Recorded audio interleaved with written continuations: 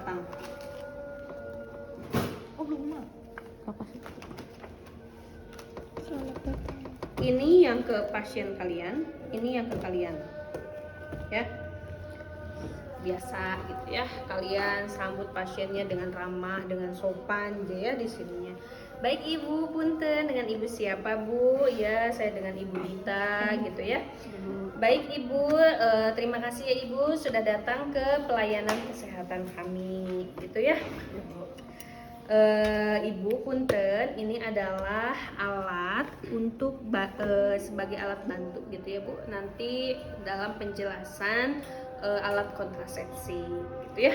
Kalian bilang kayak gitu. Oh iya Ibu punten, sebelumnya apakah Ibu pernah mendapatkan informasi tentang KB? Belum, misalkan gitu ya.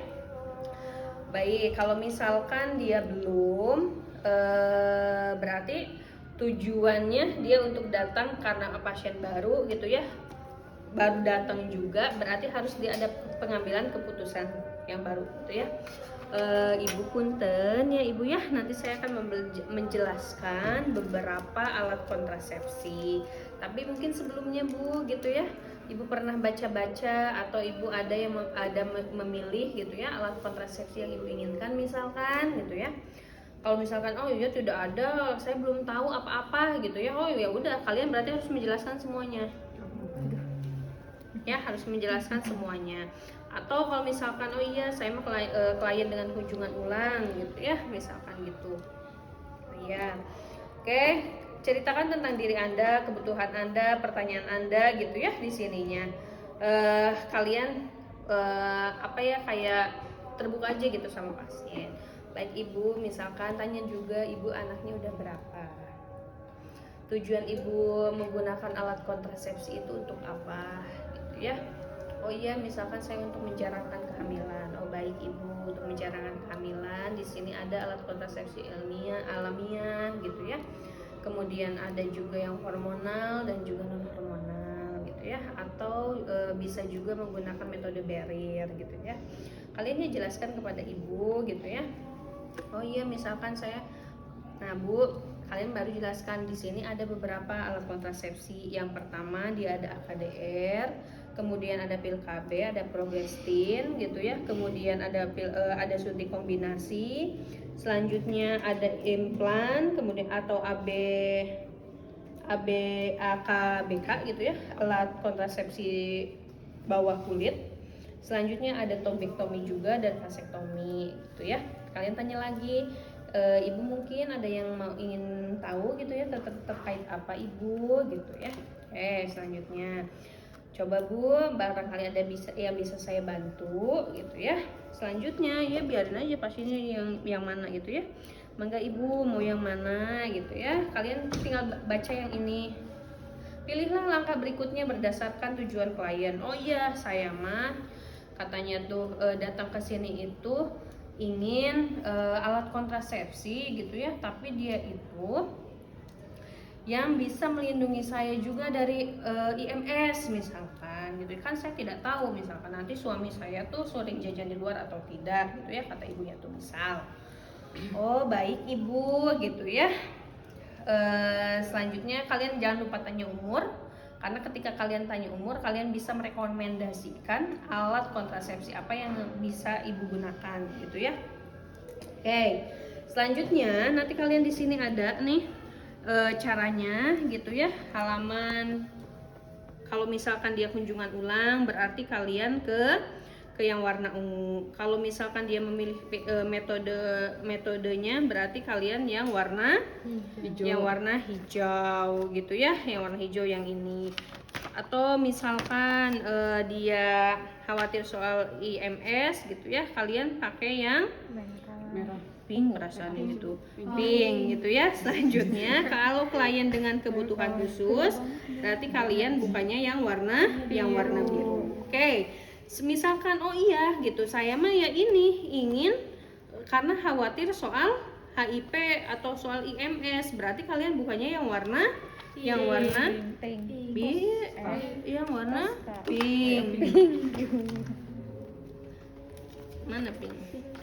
Yang warna pink. Nah, terus baru deh nih Bu gitu ya, untuk cara mencegah kehamilan dan juga mencegah dari HIV/AIDS atau IMS gitu ya.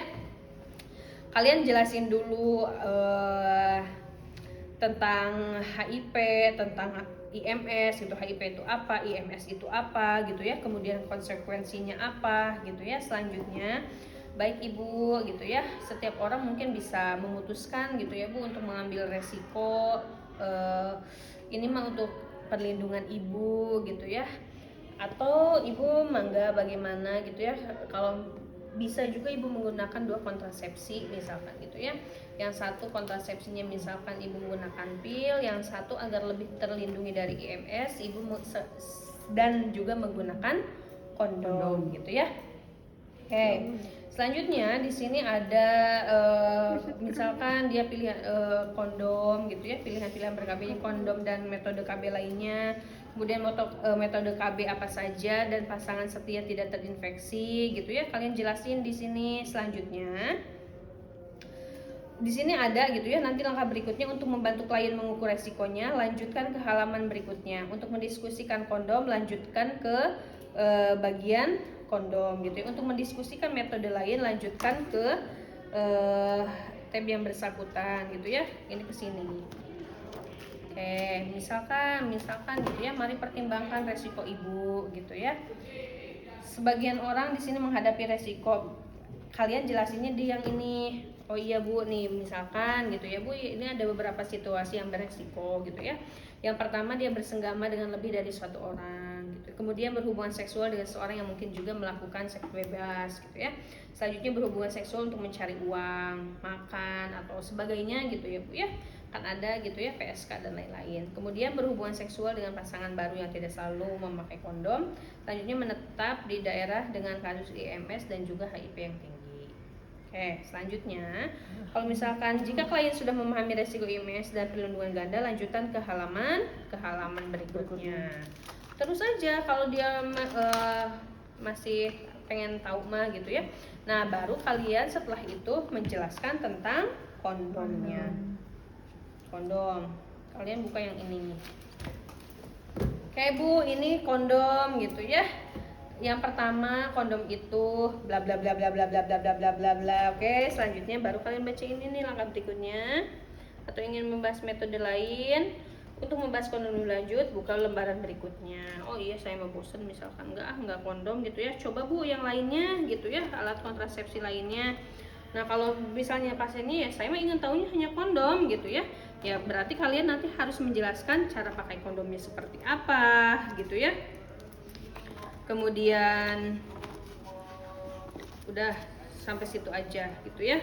Oke, selanjutnya misalkan udah selesai ya baru kalian baik Ibu, sekarang apakah Ibu sudah jelas gitu ya dengan penjelasan saya gitu. Oh iya, misalkan sudah atau misalkan oh belum, saya mah katanya kan kalian nanti tergantung kasus ya. Oh enggak saya mah enggak jelas, misalkan saya ingin tahu terkait dengan pil KB. Ya udah kalian buka terkait dengan pil KB gitu ya. Iya Bu. Oke, silahkan. Nih jangan lupa dari selamat datang ditanya pasiennya apakah dia pasien baru atau pasien lama dan sebagainya. Oke, silakan mencoba.